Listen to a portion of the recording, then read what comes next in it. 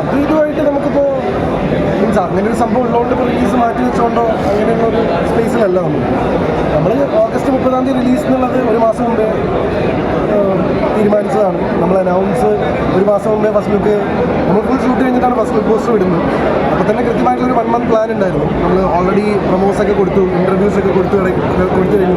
25 മെൽബേണിൽ world പ്രീമിയറായി ഞങ്ങളൊക്കെ പോയിരുന്നു.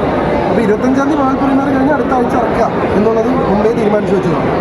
ഞങ്ങൾക്ക് ഇനിയിപ്പോൾ വേറെ ഓപ്ഷൻസ് ഒന്നുമില്ല. ഞങ്ങളങ്ങനെ ഒരു വലിയ പടമല്ല ഇത് പിന്നെ 2 മാസം കഴിഞ്ഞ് ഹോൾഡ് ചെയ്തിട്ട് പിന്നെ ഇറക്കാമെന്ന് പറയുന്നത്. ഞങ്ങൾ ഈ രീതിയിലാണത് ചെയ്ത് പ്ലാൻ ഞങ്ങളുടെ തരുന്നു. ഇതിൽ സ്റ്റിക്ക് ചെയ്യുക എന്നുള്ളത് തന്നെയാണ് ഞങ്ങളുടെ. സൗത്ത് ഇന്ത്യയിലെ ഒട്ടുമിക്ക ലാംഗ്വേജിലും അഭിനയിക്കുന്ന ഒരാളെന്ന നിലയിൽ മലയാള സിനിമയിലെ ഇപ്പോഴത്തെ സാഹചര്യത്തെ എങ്ങനെ വിലയിരുന്നത്?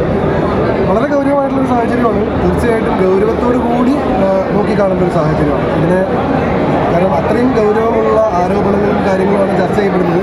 വെറും ഒരു വാർത്തയായിട്ട് ഇത് അവസാനിക്കാതെ ഗൗരവപരമായിട്ടുള്ള കൺക്ലൂഷനിലേക്ക് നമുക്ക് എത്താൻ സാധിക്കട്ടെ. ഇതിൽ എത്രത്തോളം സത്യമുണ്ട്, എത്രത്തോളം കളവുണ്ട്, അതെല്ലാം കണ്ടുപിടിച്ച് വേണ്ട രീതിയിലുള്ള റിസൾട്ടിലേക്ക് ഇതിൻ്റെ നമ്മുടെ സിസ്റ്റത്തിനും നിയമത്തിനും അത് കൊണ്ടുചെന്ന് എത്തിക്കാൻ സാധിക്കട്ടെ. അത് വളരെ ഇമ്പോർട്ടൻ്റ് ആണ്. ലോകത്ത് ഒരേ ഒരു സംഘടനയുള്ളൂ വാദിക്കും പ്രതിക്കും ഒപ്പം നിൽക്കുന്ന അമ്മ എന്ന സംഘടന. അവരുടെ ആ ഒരു നിലപാട് ശരിയാണോ? ഇവിടെ നിലപാട് ശരിയാണോ അല്ലേ എന്നുള്ളതിനേക്കാൾ കൂടുതൽ ഇപ്പോൾ നമ്മുടെ നിലപാടും ഇന്ത്യയുടെ നിലപാടും മറ്റു ജനങ്ങളുടെ നിലപാടുകളിലല്ല ഇവിടുത്തെ ഒരു അവസ്ഥ. എന്ന് വെച്ചാൽ എല്ലാവരും ഇവിടെ ആകെ അന്തമിട്ടിരിക്കുകയാണ്. കാരണം അമ്മ സംഘടനയിലെ ഒരു വലിയ വിഭാഗം ആളുകൾക്കെതിരെ ഗുരുതരമായിട്ടുള്ള ആരോപണം വരുന്നു.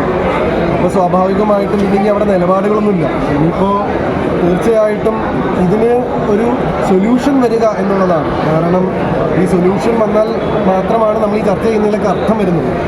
അപ്പോൾ സിസ്റ്റം ഇടപെടണം, ലോ ഇടപെടണം. കാരണം ഇത് കുറേ വ്യൂവർഷിപ്പും കുറേ ചർച്ചയും ആയിട്ട് അടുത്ത ഇതിലും വലിയൊരു ചർച്ച വരുമ്പോൾ അതിലേക്ക് എല്ലാവരും കൂടെ ഓടിപ്പോകുന്ന അവസ്ഥ വന്നു കഴിഞ്ഞാൽ ഈ ഉണ്ടായ ചർച്ചകൾക്കൊക്കെ ഒരു അർത്ഥമില്ലാത്തൊരവസ്ഥ, ഒരു നേരമ്പോക്ക് മാത്രമായിട്ട് മാറും. അങ്ങനെ നേരമ്പോക്ക് മാത്രമേ മാറരുത്. കാരണം ഇതിനൊരു സൊല്യൂഷൻ ഉണ്ടായാൽ തന്നെയാണ് നമ്മളെല്ലാവരും നിങ്ങളൊക്കെ ഇത്രയും ഇതിനെ ചർച്ചയാക്കിയതിന് അർത്ഥം ഉണ്ടാവുള്ളൂ.